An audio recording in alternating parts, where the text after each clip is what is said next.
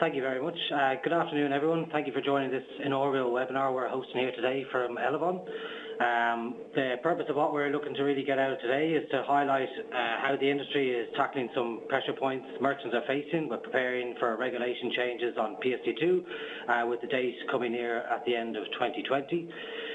Also to let you know, over the course of the next few months we'll be running a series of events to provide you with a communication outlet where you'll have to share industry knowledge and requirements around innovation, and we provide you with a better understanding of how to protect your business. So you're very welcome to join us on this platform. I'm delighted to have joining us today two industry experts from Visa, one with Caroline Birchinell, who is the Head of Authentication at Visa, who's joining us here in the head office, and online is Caroline Drolet, who is Head of Recurring and Card on File Transactions. You're both very welcome today. Just before I hand over, please feel free to raise any questions you may have throughout the presentation. This can be done, as the announcer said, via the Q&A button on the bottom right-hand side of your screen. Your questions will be picked up throughout the webinar, and we will allow time at the end of the session to answer your questions and address your questions and answers. So without further ado, I'll hand you over to the capable hands of Caroline. Great, thank you, Patrick. For the first slide, just to kick off, I just wanted to kind of give you a few facts and figures. I'm aware that on the line there are many of you dialing in with different industries, with different business models, but nonetheless, the one thing that all of you have in common is that you're all doing business online. Now, in Europe, we have the highest internet penetration of anywhere in the world, with 85% of consumers having access to online transactions and transacting regularly. So if we can have the next slide, what you'll also see is that 3 of the top 6 global e-commerce markets are in Western Europe, led by the UK, followed by Germany and France. So it's no real surprise that the regulator has taken a very strong interest in e-commerce transactions and is very keen to make sure that consumers are protected throughout the payment process. Now, European consumers buy a lot online. The average spend per online shopper is around about just under €1,500 per year. So it's really, really important that consumers have trust in the system and it works really, really well for them. Now, European regulation that's come in to kind of protect consumers and keep everybody's payments safe is obviously now changing the way that European banks are thinking about payments. Now, the key here is to actually champion the need between striking a balance between good consumer experience and security, and that is, at the end of the day, the overall key to success. Now, delivering new technology is really a little bit of a challenge because on the one hand, it's a very, very good thing.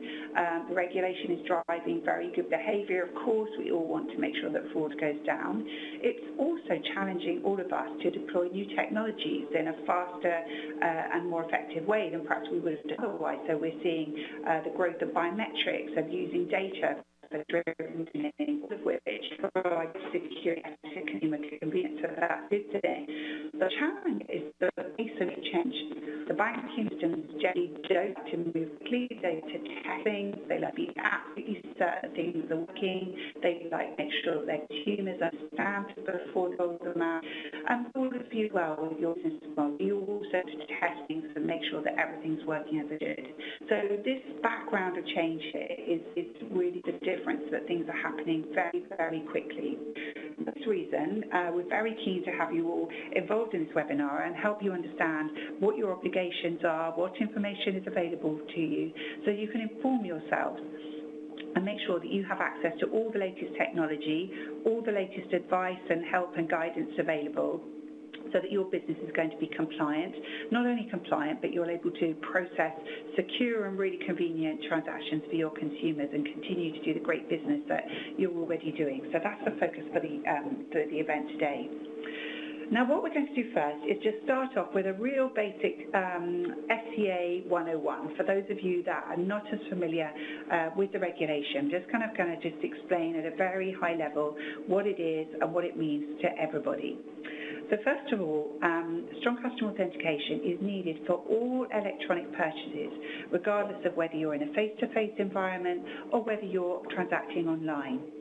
Now, what that means is that you need two-factor authentication for all purchases. So it could be a combination of two of either knowledge, so something that you know, something that you possess, such as a mobile phone, or something that you are, such as a thumbprint or a face ID or a voice. So it's really important that from the issuer side, they're designing great solutions so that they can make it really easy for customers to authenticate themselves. Now, strong customer authentication is only needed for consumer-initiated transactions, and it's really important to understand the difference between when a transaction is consumer-initiated or merchant-initiated. Karen is going to take you through in a little more detail. If a transaction is consumer-initiated, there are some situations where strong customer authentication isn't necessarily needed, and that's where the transaction falls under one of the permitted exemptions. So that, for example, might be low-risk transactions where either the acquirer or the issuer has performed some form of risk analysis and determined that that transaction is low risk, and there are certain criteria attached to those low-risk transactions, and they have to fit within certain value bands. So it's really important that you understand what's available to you in your particular business, and that's very much a conversation that you should be having with your acquirer or with your gateway to understand which of these exemptions might be applicable to you. There's another exemption which is available for your regular customers. So we call this a whitelisting or a trusted beneficiary exemption. And this is where customers regularly transact with you on your merchant site, and the issuer has permitted those transactions to be allowed under the trusted beneficiary exemption. Then there is an exemption for low value payments, so transactions online that are under €30, but this can be a very difficult exemption to apply, because certainly with you as merchants, you really won't be aware as to what value of transactions have been transacted so far, because the low value exemption really only permits transactions up to €100 or up to 5 transactions. So you're going to have to be aware of that, and clearly in most cases you won't be. The other type of transaction which doesn't need strong customer authentication is those transactions which are out of scope of the regulation. So moto transactions, for example, which are conducted over the phone, or transactions which are called one leg out, and those transactions are where one leg of the transaction is outside of Europe, so perhaps into the US or into Asia or another region which is outside of the regulation. So it's really important to inform yourself of the context of that particular transaction, and Karen will be going into this in a little bit more depth. So moving on to the next slide, I think the key to all of this is how do you, as a merchant, make sure that you deliver to your consumers convenience and security. You want to be able to reduce fraud, but at the same time to avoid some of the pitfalls that can occur when you are needing to comply with the strong customer authentication requirements. So every time you enter into a situation where you need to authenticate a purchase, and in most cases that involves using 3D Secure or Verified by Visa, as some people may know it more familiarly, every time you need to do this, there is the potential for some form of friction, and that can lead to consumer abandonment, and this is exactly what we're trying to avoid. So everything we're talking to you about today is designed to help you ensure that that is kept to an absolute minimum. So on to the next slide. Now, for any kind of PSD2 SCA geeks amongst you, I will just run through. There are still a few outstanding questions that we're, as an industry, all of us, still trying to work through with the regulators. So some things to bear in mind that are still being worked on. Now, one of them is the enforcement timeline. Until recently, the deadline for complying with this regulation was the 14th of September this year. Luckily for all of us, following lots of work, lobbying with the regulators and working very hard to help them understand some of the challenges around applying this regulation, we've all been allowed to have a grace period, and that grace period takes us through across Europe to the 31st of December 2020. Now, in the UK, the FCA have announced an 18-month grace period, and that transition period will go through to the 14th of March 2021. So depending on the geography that you're operating in, it pays to be aware of those new dates. It's great that we do have a little bit of extra time, but absolutely do not be complacent, because there's a huge amount that has to happen between now and then. And really, there are very good reasons why the regulator has granted that extra time, and that's simply because we all need it to make sure everything happens. The second area, which is still a little bit under discussion and needing certain clarification, particularly this applies to the travel, many of the travel use cases, is around dynamic linking. Now, dynamic linking is where the regulation says that the final amount and the payee of the transaction need to correspond to that which was authenticated during the authentication process. Now, that can be difficult sometimes too in certain scenarios where the final amount might not be known. You might, for example, have a travel agent who is authenticating on behalf of an end merchant of record, such as a travel agent, or such as a airline or a hotel chain, for example.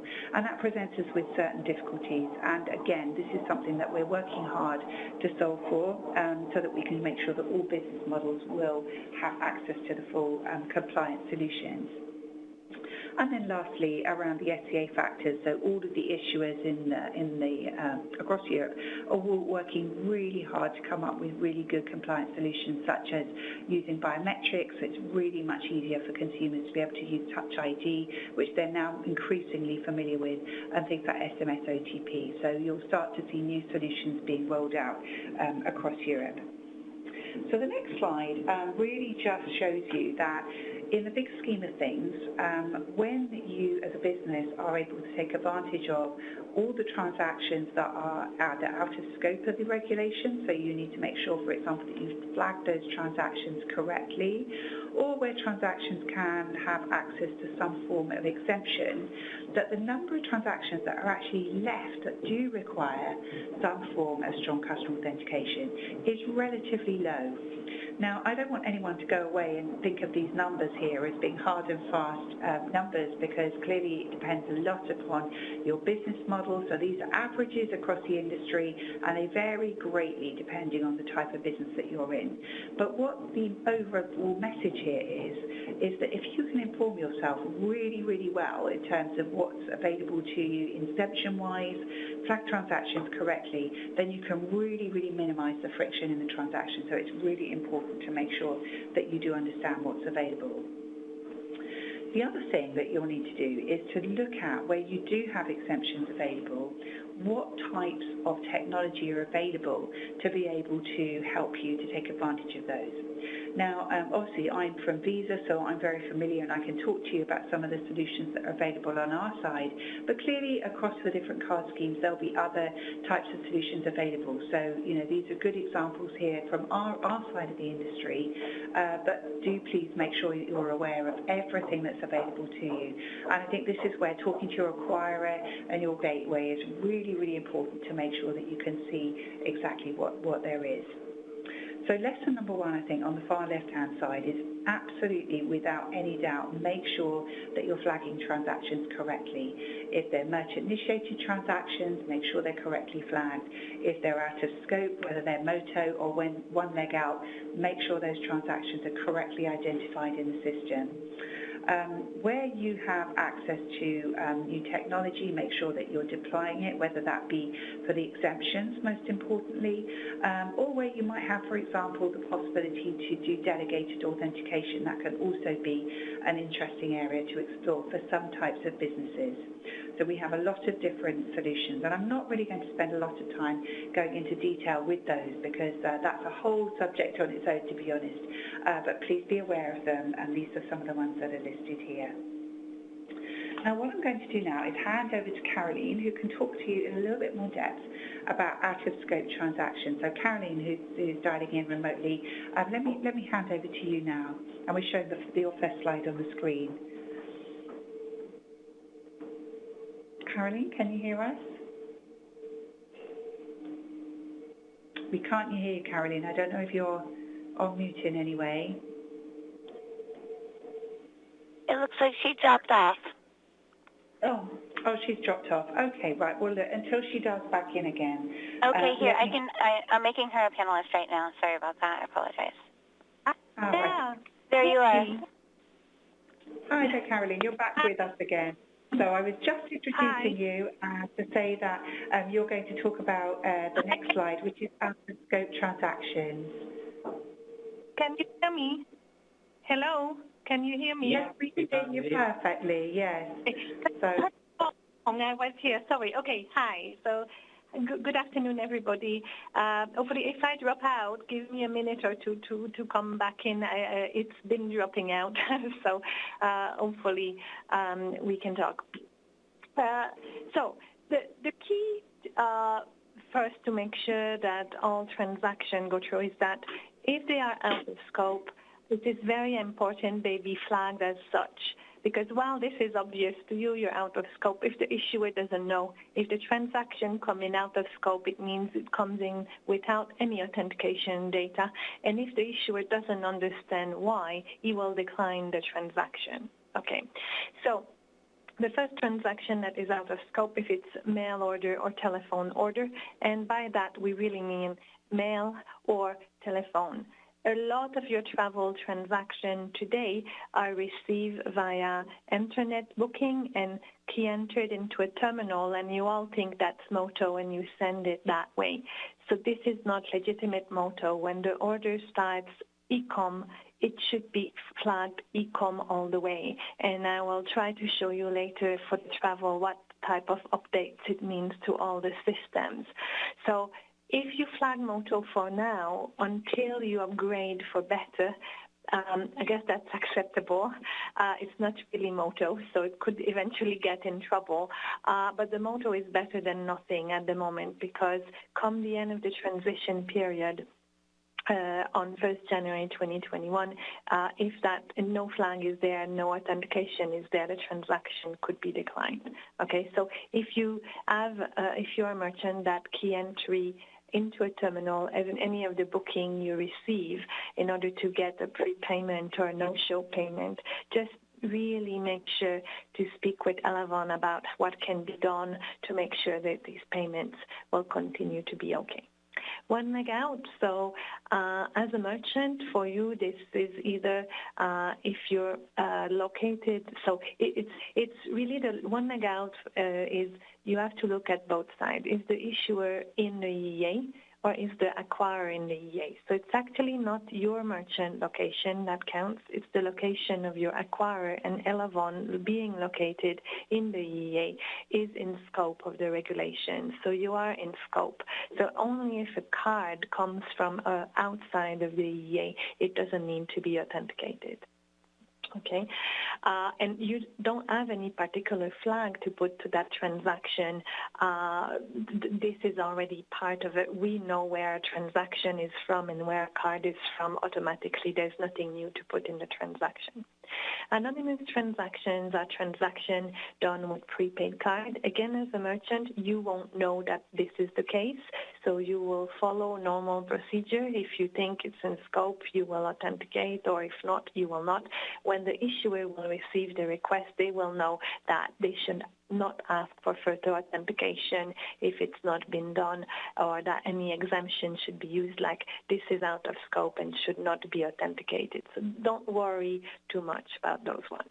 The one in the travel sector you need to worry about are all the merchant-initiated transactions. So anytime an hotel processes a no-show, that's what you might also call a guaranteed reservation, or an incremental during the stay, or at the end of the stay for an express checkout when the cardholder is not there, or if you do delayed charges after the checkout, all of those are merchant-initiated transactions that today you send just as a regular transaction. And if you continue to do that without upgrading your system to flag as MITs, those transactions will no longer work, because normally they're probably for some big amount, and unless they qualify for any other exemption, if they're not authenticated, they will be declined. So that's what we'll go a little bit what to do with those transactions when we come to the travel use cases. Let's move to the next slide, please. So can you still hear me? Yeah, okay. All right. On the next slide, I'll take one moment just in case some of you also do recurring payment. That's more relevant for recurring than the other specific travel use cases. So basically, let's remember that merchant-initiated transactions are out of scope, but only if there was an initial transaction that was authenticated, and that means an exemption cannot really be used. It must really be authenticated on that first one. So if we take a recurring payment example, typical movie streaming services such as Netflix. So the transaction that comes in every month and based on an agreement that you have from 5 years ago, so clearly before the 14th of September when the regulation was in effect, these transactions can continue to occur without being authenticated. But anything new after the regulation, or I guess now you can read after the transition period, so after 31st December 2020, will need to be authenticated if, as a merchant, you are to be allowed to do an MIT without authentication. Okay, so it's a bit what we call the grandfathering.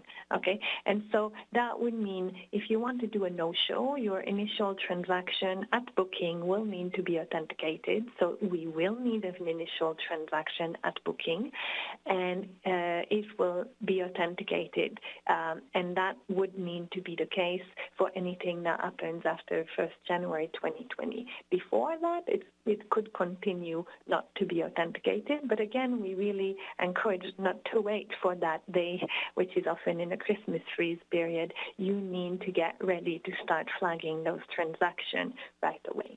So let's move to the next slide, please.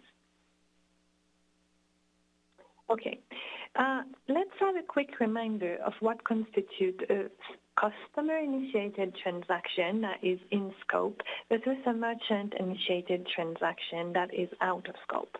So a customer-initiated transaction is really when the cardholder is there, available, interacting with the merchant. So that's your regular online shopping. And so, for example, if they book a trip online, they are there, available for authentication. They should be authenticated unless another exemption applies.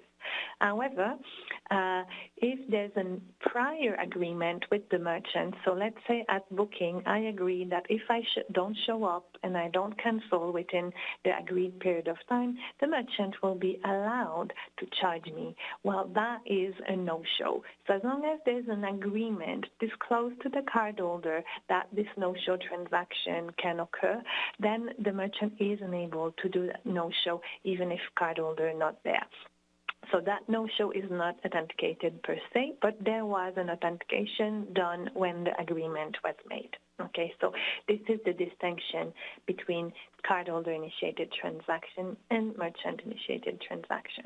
The amount of the MIT doesn't matter as long as it was very clear to the cardholder what is entered into, what he will have to pay in that MIT. Okay, so disclosing terms and conditions it was always very important, but becomes even more important now. Let's move to the next slide.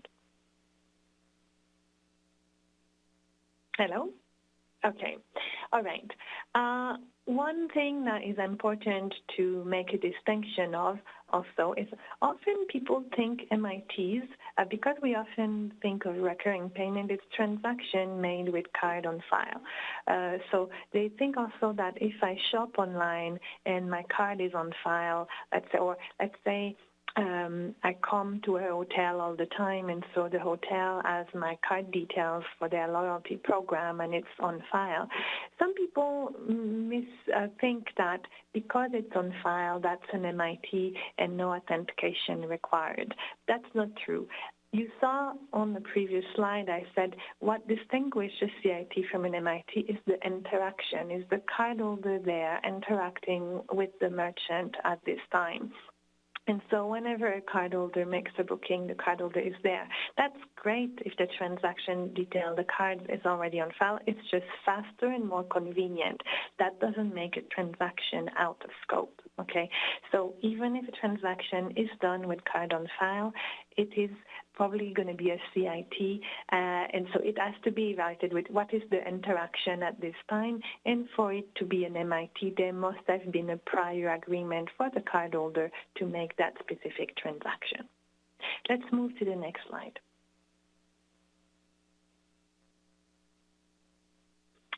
And I think, so for now, we will come back to how 3DS can help you to authenticate, and we'll cover the travel use cases a little bit after that. Thank you, Caroline. So I'm just going to talk a little bit more now about 3DS and the different versions of 3DS. So first of all, we said consumer experience is key to a successful 3D Secure program. And what you'll see here are just some indicative performance values that you'll see for 3D Secure in different countries. Now, you'll see on the left-hand side, these are adoption rates, and typically in the UK, adoption rates for 3D Secure are very high. Same in the Nordics, actually, Sweden in particular, where there's a real long tradition of 3D Secure, and that works very well in those markets. What you'll also see on the right-hand side are some indicative abandonment rates. Now, typically what happens is that the adoption rates are completely the mirror image of the abandonment for obvious reasons. So merchants in countries with high consumer abandonment tend to avoid 3D Secure, and those countries where it works very well, merchants are very happy to use it because they get liability protection, but it results in very little friction to the consumer. Now, the big difference, and what you'll see here on the right-hand side, is that the UK market, typically, abandonment rates are around about 3%. And the reason for that is that the majority, if not all, the UK banks are using risk-based authentication, which means that the number of times that you actually need to perform a challenge is actually relatively small. And this is a really, really good indicator for how well the whole system can work once PSD2 strong customer authentication requirements come in.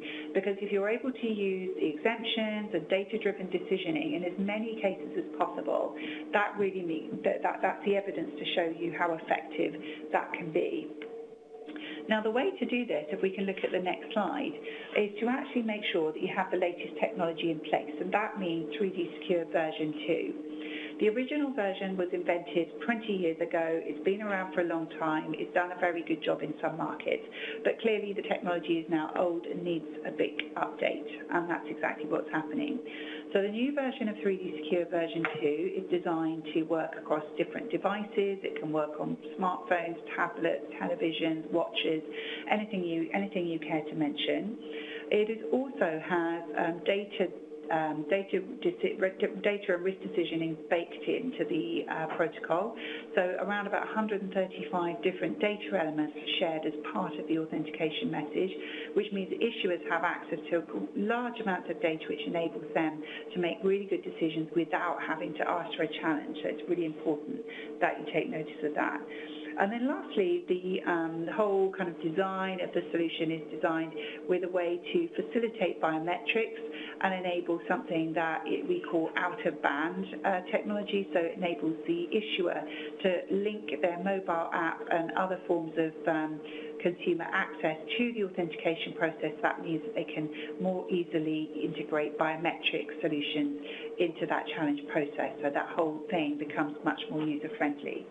Now, what you'll see down at the bottom here on this slide, there's three versions, for 3DS version 1, 3DS 2.1, and 3DS 2.2. And you'll see that the bottom version, 2.2, has been highlighted. And for us here in Europe, there's some very good reasons. I want to just explain to you why in Europe it's very important that you understand that 3DS version 2.2 is the version that you need to focus on. So that's for three reasons. First of all, the out-of-band that I just described, which enables biometrics to work, works a lot better with 3DS version 2.2. So if you make version 2.2 available within your website and your checkout pages, then you are helping the issuer to do a better job, and that's good for your consumers. The second thing is around exemption flagging. So if you want to take advantage of some of the exemptions and some of the new types of technology that enable you to do that, again, all of this, certainly in Visa's world, is built on 3DS version 2.2. Now, some other schemes and some domestic schemes as well may have built this functionality into 3DS version 2.1, so that can work. But what I would say to you is that the protocol version of 2.2 enables this, and so it's a much simpler world when everybody uses the basic protocol. The less customization that there is in the system, the simpler it is and the more likely it is to work. So we encourage you to look at 2.2 for that reason as well. And then lastly, for those of you in the travel space that might be working with travel agents for some of your bookings, there's something called 3RI functionality, and that's what enables the merchant to be able to refresh the cryptogram.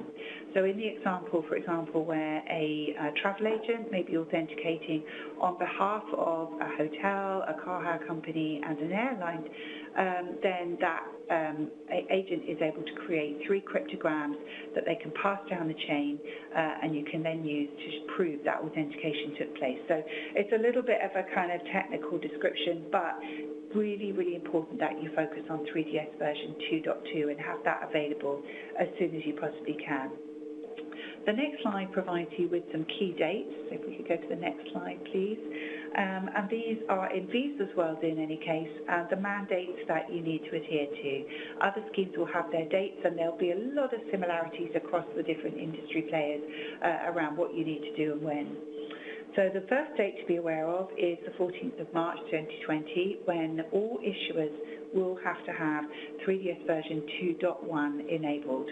So for those of you that are looking to implement 3DS version 2, by March you should find that nearly all issuers in the ecosystem can support that.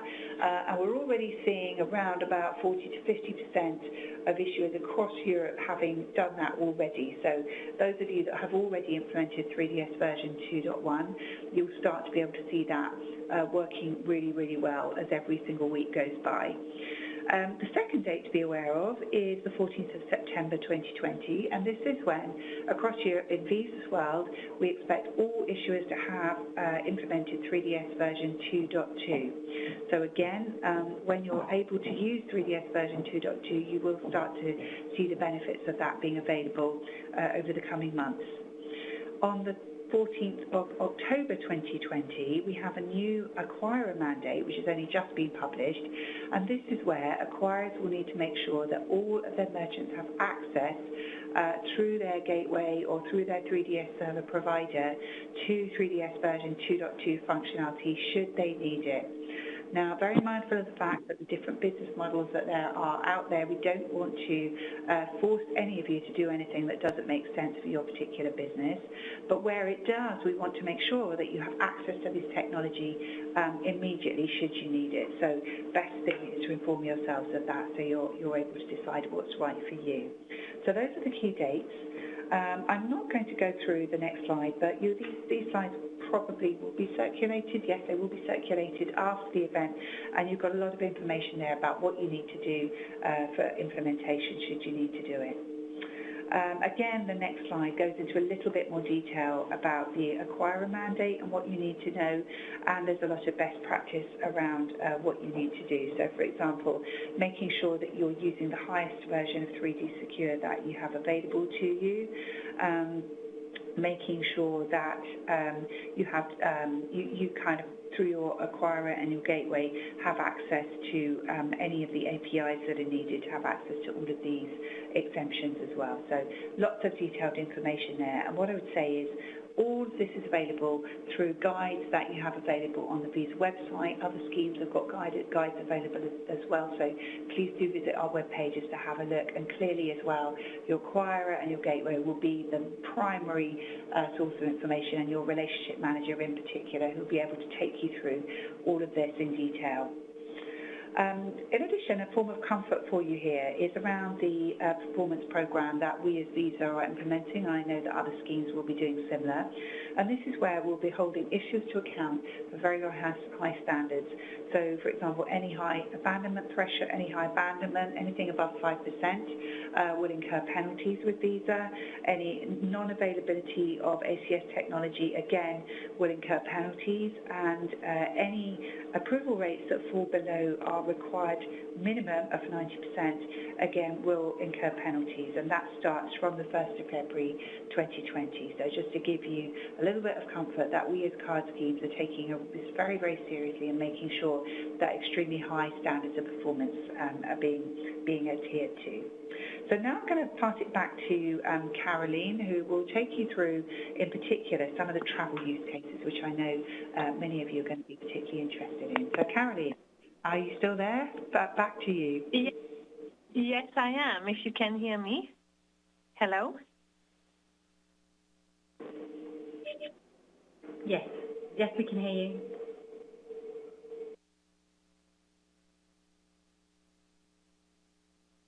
So now we know many of you operate. Hello? Oh no. Yes, keep going, Caroline. We could hear you. Okay. Sorry, I thought it went silent. Okay, I'll just hope for the best. So please move to the next slide. So I will go over the specific scenarios that are for the travel industry. So by that we mean airline, car rentals, and hotels. So focus on step one. I know there's a lot written on that slide. Normally we do it as a little animation, but just focus on step one. So let's imagine a customer is booking today via a website such as booking.com or Expedia. We would call it a third-party agent or an online travel agent, okay? Or it could be a merchant like One Hotel, that when you go on that hotel website, you also book the car because they act as an agent for the car rental company. We see a lot of that.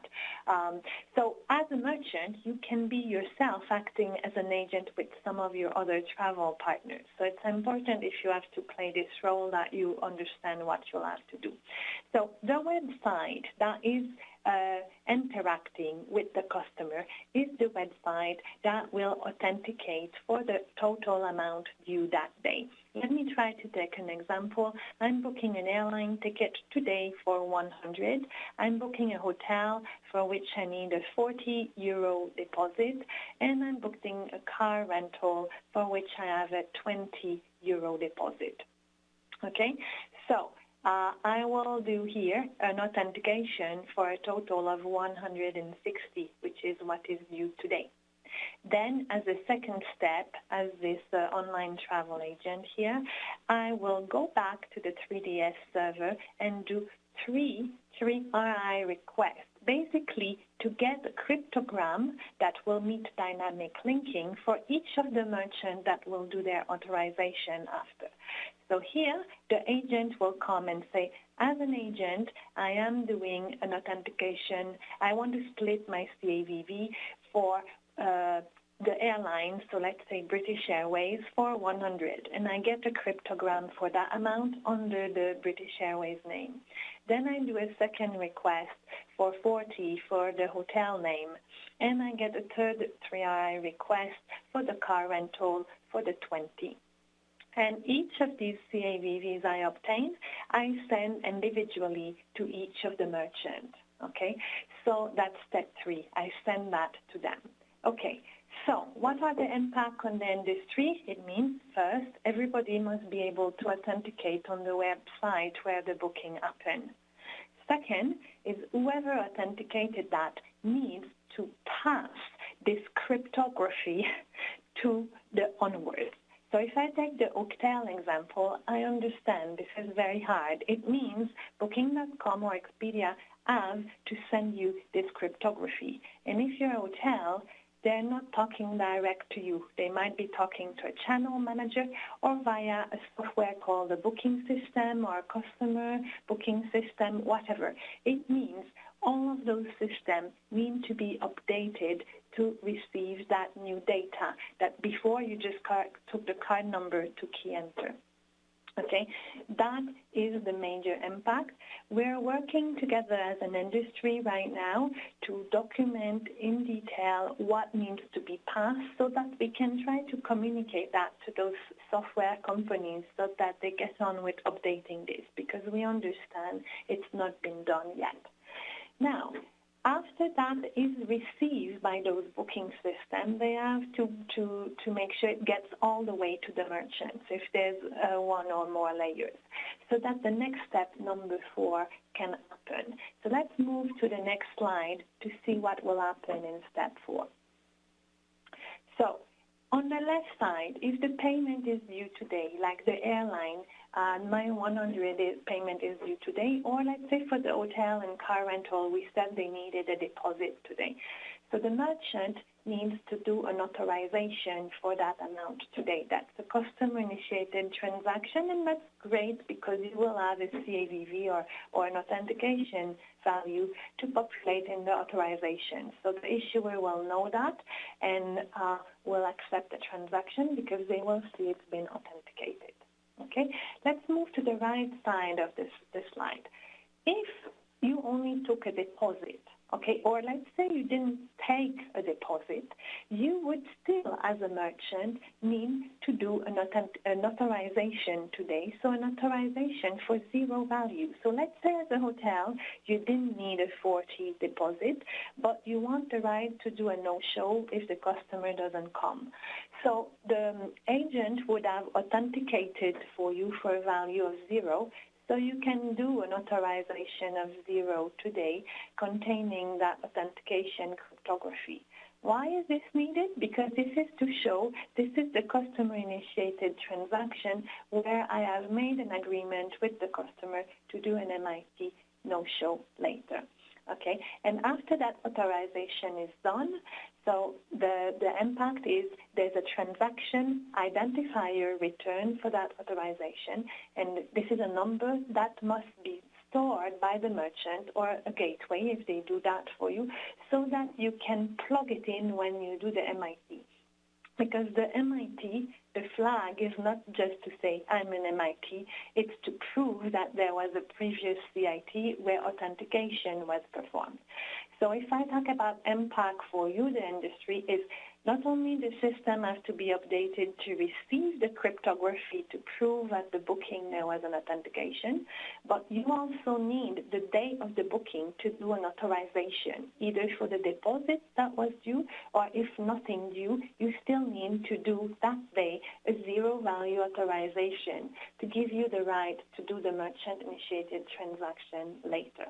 And then when that later comes, step number 5, the customer doesn't show, you do an MIT no-show using the transaction number you've received at step 4. And you don't no longer need to authenticate. If you use that transaction ID, it shows you it's a valid MIT out of scope, no authentication needed. If there was a balance payment due, let's say some cruise line may take a balance payment 2 weeks before the cruise, then they will need to do an MIT called installment prepayment, okay? So that's what would need to happen. So you need to do an authorization day of the booking, store the transaction identifier to be ready in case you need an MIT. Now, let's move to next slide. Let's see what happens at check-in. So at check-in, we kind of reset. Chip and PIN is taken at reception, so that's an authentication. So next impact here, you need to keep track of the transaction ID of that check-in transaction, which was customer initiated. If you want to be able to complete the transaction later without cardholder present. If you just want that people check out being present, or it's the same for car rental. If they return the car and they will be present, you don't need to do any MIT. You'll just take final payment with chip and PIN. But if ever you need to make sure the customer doesn't come and chip and PIN again to complete your transaction, and if the amount was higher than what was authorized earlier, you need to have made an MIT agreement at the check-in or pickup. So basically, if during the stay or the rental, you need to authorize for a higher amount, so often you would have an initial estimate at check-in or pickup. Now, if you need anything higher, it's this transaction type called incremental. Today, you often do it, again, by key entry, and it works. It will no longer work unless you flag this as an MIT incremental, because key entry doesn't have any authentication data, and the issue, we won't understand why you're doing that. So if you want to say, there's no authentication data because I'm an MIT incremental, well, you need to be able to flag that transaction as an incremental. At checkout, if you don't want the cardholder to come face-to-face, you either just clear that total authorized to date, or if you need any higher amount, you again do a final MIT incremental and you clear for that. If after completion of this transaction, you realize there's still extra charges like minibar charges that have not been accounted for or fuel not accounted for, you're still allowed to do the transaction that we call delayed charge. And similar to the incremental, today you don't flag that, and it works. You key enter it, and magically it works. In the future, it won't. In order to be able to charge those delayed charges, you will have to flag the transaction as an MIT delayed charges. So a lot of upgrade to be done in the business practices. And your acquirer can help you with some of these, I'm sure, so speak with Elavon, but we also understand, depending of, it's not Elavon involved in receiving the booking from the third party, so you need to try to talk to your third party to see how you will receive that extra information that will be needed afterwards. So that's the impact for the travel merchant. I think we should just go to the wrap-up slide, Caroline, now, so that we have time for questions. Let's skip the next one and go to the wrap-up. Thank you.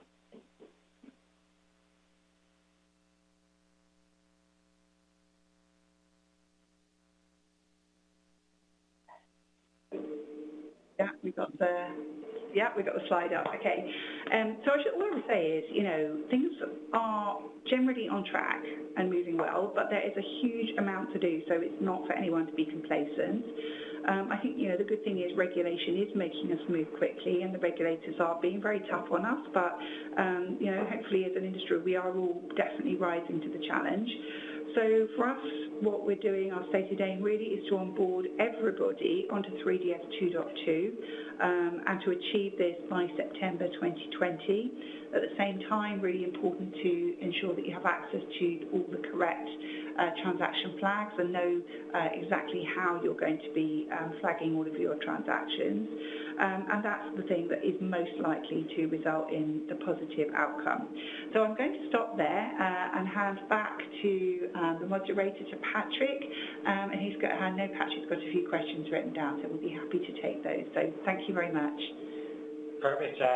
Thank you both for an excellent presentation and providing just some clear understanding on some of the complexities that people are going to be facing with PSD2. Over the course of the call, we have received a few questions in.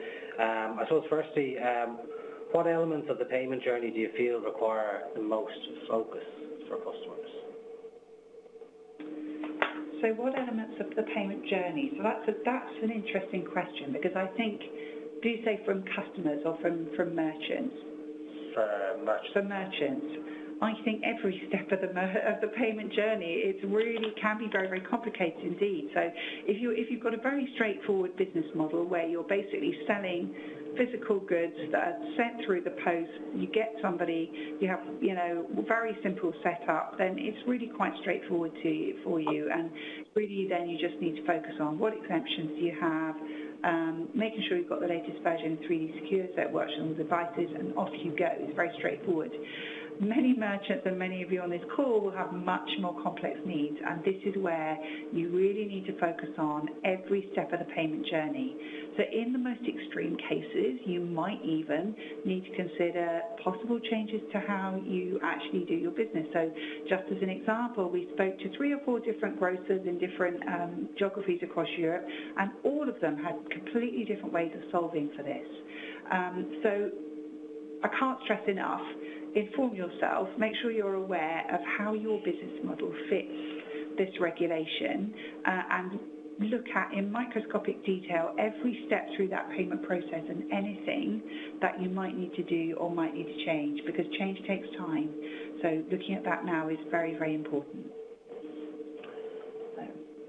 Perfect. So with just seeing that we're getting some questions in here as well. So on exemptions or with exemptions and out of scope, where should people be focusing their energies on to ensure that they're ready for the requirements? So again, it's a very difficult question. It's a very kind of big question to answer, and it really does depend. I mean, the low-risk exemption is a nice one to use because if your transaction falls within certain value bands, and just because I didn't explain this at the beginning, the value bands, are very prescriptive. So your acquirer's fraud threshold needs to be within certain levels to enable you to be able to take advantage of those thresholds. So you need to really talk to your acquirer about that. But what I would also say is that even in the best possible case scenario, the maximum that you would be able to go up to would be €500 for the low risk exemption, and that would be if your acquirer had something like 2 basis points of fraud, which is extremely very, very unusual. So in most cases the maximum you'd be able to go to would be €250, and in many travel scenarios that's completely ruled out. So I think whilst that could be useful in some cases, you really do need to focus on how you use merchant-initiated transactions, for example. That's a good one. How you want to take advantage potentially of the trusted beneficiary exemption could be a good one as well. But really just kind of going through in detail, I think talk to your relationship manager about that. It's a good thing. So we have some customers who feel they're ready for 3D 2.0 and 2.0, some maybe not quite 2.2 just yet. But there's a concern if they do put it in play, what effects will that have now prior to the rest of the market not being ready to handle these? Yeah, so I would say on that, you can't go too soon. So you're absolutely right, Patrick, that not all issuers have got EMV 3DS or 3DS version 2, as we call it, available yet. They're, like you, all implementing one by one. There's a lot to do. But having said that, we do have a critical mass on now. So where you do have issuers that have implemented it, then you will be able to complete 3DS2 transactions. And it's very good to do that nice and early because it means you can test it in a relatively safe environment. I would say don't delay, because even though you may have implemented it and you can't use it all the time, the fact is the job is done, you have completed that piece of work. And anybody that leaves this late to the latter end of FY20 is really jeopardising, it's like anything, when there's a big demand for something in a short period of time, it can be very difficult, queues back up, there are all sorts of difficulties in accommodating large numbers in a short period of time. And certainly from Visa's perspective, we've kind of staffed up our implementation teams to make sure they can cope with increased capacity. But if everybody decides to leave it until, November time or, the summer, let's say, before they do some of these things, everybody, all vendors in the pipeline are going to struggle. So do not delay is the message I would pass across on that one. Perfect. So just as well, we've got a question coming in. So you talk about one leg. If the cardholder is in Europe based and travelling to Asia, are they still in scope? A European cardholder with a card from, say, China Pay, is that deemed out of scope, or is that still in scope? So if China... I heard. Hello? Yeah. Hi? Yeah. Would you like to answer that one? Yes, please. Okay. So this is where the merchant is located. Okay. So here, if the hotel where the cardholder is traveling is acquired by a non-EEA merchant, so it's about, you need to see who is acquiring the transaction. So the cardholder is clearly in Europe. Where is the transaction acquired? So in the case of airline, it gets tricky because an airline has the choice to declare the location of the departure city or where the merchant is located. So depending how the airline is operating, in which acquirer at the time of the transaction takes the transaction, it will look different. static to understand really. So it's not where the merchant is located or where the cardholder is going. It's about this merchant is submitting the transaction authorization in the system with which acquirer, and the acquirer location determines if the transaction is in or out of scope. But most likely, the acquirer location will reflect a legitimate merchant location. The merchant is normally acquired with an acquirer in his own region, so will reflect if in Europe should be in scope. So even if I'm traveling to Asia, if the merchant is based here, then yeah, I need to authenticate. Yeah, no, thanks, Caroline. I think I would add to that as well, because I wasn't sure whether the question was talking about China UnionPay being the issuer, the card issuer. So if it's card issued by China UnionPay and that card has been issued in China, let's say, then that would be one leg out. That would qualify for the one leg out, so it would be out of scope. But Caroline's right, there can be added complications for airlines for sure. Perfect. Just conscious of time here, we are receiving a few more questions, and some very specific as well. And I think following this, we'll reach out. There's a few around the car rental side. So certainly we'll look to address these offline and try and come back. With the time, unfortunately, that did fly very quickly. So firstly, thanks again to our two guests here from Visa today. I thought they've been really insightful, and certainly going forward, part of our ethos here in Elavon is to drive engagement with our customers and collaborate with our partners as well, as we try and deliver a reliable, secure and successful platform for our customers to utilise. What I'd recommend is to reach out to your relationship managers going forward. Don't be afraid to have discussions with them, and we have teams within Elavon as well that are willing to offer the advice and support that's also needed. And if you're unsure of who your relationship manager is, you'll see on screen, you can email in, and we can ensure that they reach out to you as quickly as possible. So we've come to the end.